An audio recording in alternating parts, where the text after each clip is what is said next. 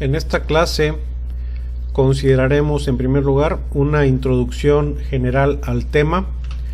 Luego hablaremos acerca de las teorías del muestreo, particularmente de lo que se conoce como el teorema del límite central, y posteriormente realizaremos ejercicios para calcular intervalos de confianza.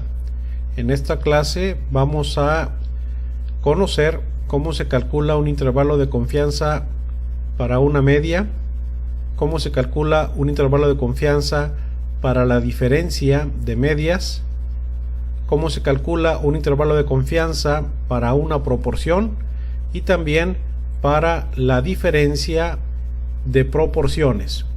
Al final realizaremos algunas conclusiones generales de este tema. Hablar de intervalos de confianza es hablar de las teorías del muestreo, y para ello pues tenemos que remontarnos a temas básicos como lo que es una población y una muestra. En alguno de los temas iniciales ya habíamos manejado esta información. Ya habíamos señalado que la población pues es el conjunto de sujetos, conjunto de individuos que se quiere estudiar. Para estudiar a esa población usualmente se extrae una muestra representativa de la misma, y en esta muestra es donde se hacen las estimaciones, esto es, las medidas de resumen que son obtenidas de una muestra, como pudiera ser un promedio observado en una muestra, o una desviación estándar observado en una muestra, o bien la proporción de sujetos con una condición observado en una muestra. Todos estos estimadores son medidas de resumen que se obtienen entonces de una muestra. Esas mismas medidas de resumen, si se obtuvieran directamente de la población, se conocerían como parámetros. En realidad es muy difícil conocer los verdaderos parámetros de la población. A lo que más nos podemos aproximar es a conocer los estimadores, analizando, estudiando muestras que sean representativas de la población a la cual queremos estudiar. Entonces, para conocer lo que pasa en una población, se estudia una muestra. En una muestra lo que se estudia, las medidas de resumen que se obtienen en esa muestra, se conocen como estimadores o estadísticos. Las medidas de resumen de una población se conocen como parámetros, y en la mayor parte de los estudios estos parámetros poblacionales son desconocidos. A lo que más nos aproximamos es a conocer los estimadores, las medidas de resumen observadas en una muestra. Vamos a utilizar este ejemplo hipotético para irnos introduciendo a lo que es la construcción de los intervalos de confianza. Vamos a suponer que queremos estudiar a la población de pacientes que han recibido un trasplante de hígado. Nos interesa conocer la sobrevida promedio que tiene este tipo de pacientes una vez que son trasplantados, que se les hace el trasplante de hígado. Quisiéramos conocer cuál es el promedio de supervivencia. En realidad vamos a manejar aquí como ejemplo que en realidad en toda esa población de pacientes, esa población infinita en un momento dado de pacientes, la media de supervivencia después del trasplante es de 368 días con una desviación estándar de 92, en una n que es infinita, puesto que hay muchos pacientes que han recibido o están recibiendo trasplante de hígado. Para conocer la supervivencia entonces de los pacientes que son trasplantados de hígado, se toma una muestra representativa. Vamos a llamarle aquí muestra 1. Esta muestra 1 es la que tuvimos oportunidad nosotros de estudiar, y en ella se estudiaron a 55 sujetos que fueron trasplantados de hígado. En esta muestra se obtuvo una supervivencia promedio de 358 días con una desviación estándar de 82 días. Como vemos en este ejemplo hipotético, la media muestral es un poquito distinta a la media poblacional, sin embargo pues se aproxima bastante. Pero ¿qué pasaría si esta muestra 1 la regresamos a la población original y obtenemos otra muestra, ahora la muestra 2, del mismo tamaño, n igual a 55? En esta segunda muestra lo más probable es que la media observada cambie. Ya no va a ser la misma que obtuvimos en la muestra 1, puesto que estamos estudiando a sujetos diferentes a los que habíamos incluido en la muestra 1. En esta muestra 2, de forma hipotética, señalamos que la media es de 342 días con una desviación estándar de 94. Este valor pues también está bastante aproximado al verdadero parámetro poblacional. Y si esta muestra 2 la regresáramos a la población blanco, la mezcláramos y obtuviéramos una muestra 3 igual de 55 sujetos, pues no íbamos a obtener exactamente la misma media de la muestra 1 y la muestra 2, sino que íbamos a obtener un promedio de supervivencia distinto, puesto que son distintos los sujetos que han sido estudiados. En este ejemplo hipotético vamos a presentar como que la media muestral en esta muestra 3 fue de 376 días de supervivencia con una desviación estándar de 88, que también se aproxima bastante al verdadero parámetro poblacional.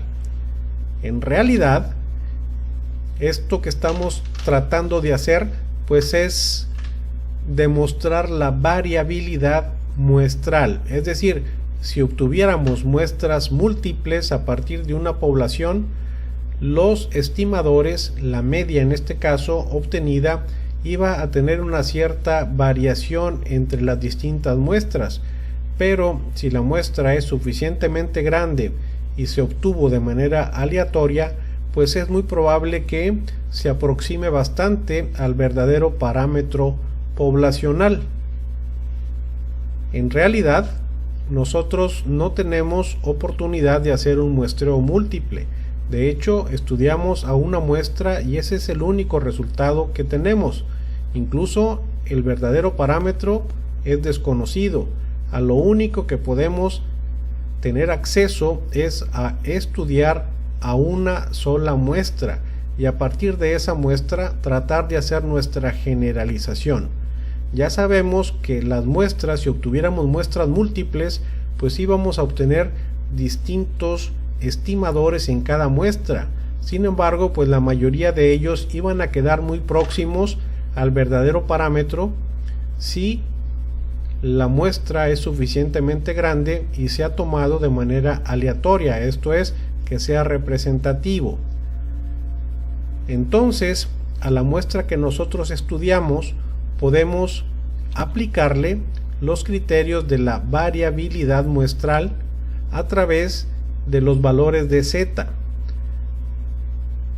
Ya sabemos que el 95% de todos los datos, de todas las observaciones, se encuentran a más menos 1.96 desviaciones estándar según la tabla de Z, según la distribución de Z. Bueno, pues a nuestra muestra, a la única que tenemos oportunidad de estudiar, le podemos aplicar esa variabilidad esperada a través de los valores de Z para calcular un intervalo de confianza al 95%. Esto es, qué tanto más o qué tanto menos esperaríamos que variara nuestro estimador a partir de la muestra observada y del tamaño de la misma. En esto es en lo que consiste entonces la construcción de los intervalos de confianza, y se basa en una de las teorías del muestreo conocida como el teorema del límite central. Me voy a permitir leer esta diapositiva donde dice que si una muestra es lo bastante grande, generalmente cuando el tamaño muestral n supera los 30, sea cual sea la distribución de la media muestral, seguirá aproximadamente una distribución normal. Es decir, dada cualquier variable aleatoria, si extraemos muestras de tamaño n mayor a 30, y calculamos los promedios muestrales, dichos promedios seguirán una distribución normal.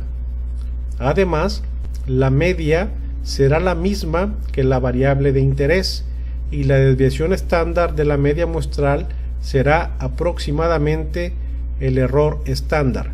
Esto nos habla de que si las muestras son suficientemente grandes y hacemos un muestreo múltiple, todas estas muestras, los estimadores que se observen en estas muestras, ya sean medias o proporciones, van a seguir una distribución normal. Por lo tanto, podemos aplicar las reglas de probabilidad de la misma distribución de Z para construir intervalos de confianza. Recuerden que tenemos oportunidad de estudiar solamente a una muestra, y a partir de esa muestra intentamos construir nuestro intervalo de confianza, hacer la inferencia estadística. Esta inferencia estadística a través de los intervalos de confianza nos da una estimación menos sesgada del verdadero parámetro. No nos concretamos a decir que la media fue de 374 días, sino que vamos a tratar de establecer que si bien en nuestra muestra la media observada fue de 374, sabemos que pudo ser tan baja como tanto o tan alta como tanto al construir el intervalo de confianza a partir de ese estimador. En esta diapositiva lo que se trata de demostrar pues es precisamente esa variabilidad observada en distintas muestras. Aquí tenemos al menos 50 muestras de tamaño 10 en las cuales se está calculando en cada una de estas muestras una media y un intervalo de confianza para esa media. En realidad, en la población, el verdadero parámetro, la media muestral, es igual a 50 con una desviación estándar igual a 10. Observamos que si hacemos un muestreo múltiple tamaño 10, en la mayoría de los casos el intervalo de confianza va a incluir al verdadero parámetro poblacional de una media igual a 50. Solamente en algunos casos aislados el intervalo de confianza no incluye al valor 50, aun cuando están bastante aproximados. Ese es el comportamiento aleatorio que se describe como parte de la variabilidad muestral. Las muestras, cada una de esas muestras va a tener una media que se aproxima bastante al verdadero parámetro poblacional, pero nunca es exactamente el mismo. Y si tenemos muestras múltiples, cada una de las muestras va a tener su propia media, de tal manera que a partir de una media observada en una muestra podemos calcular la variabilidad esperada de ese estimador. Es lo que finalmente se conoce como intervalo de confianza.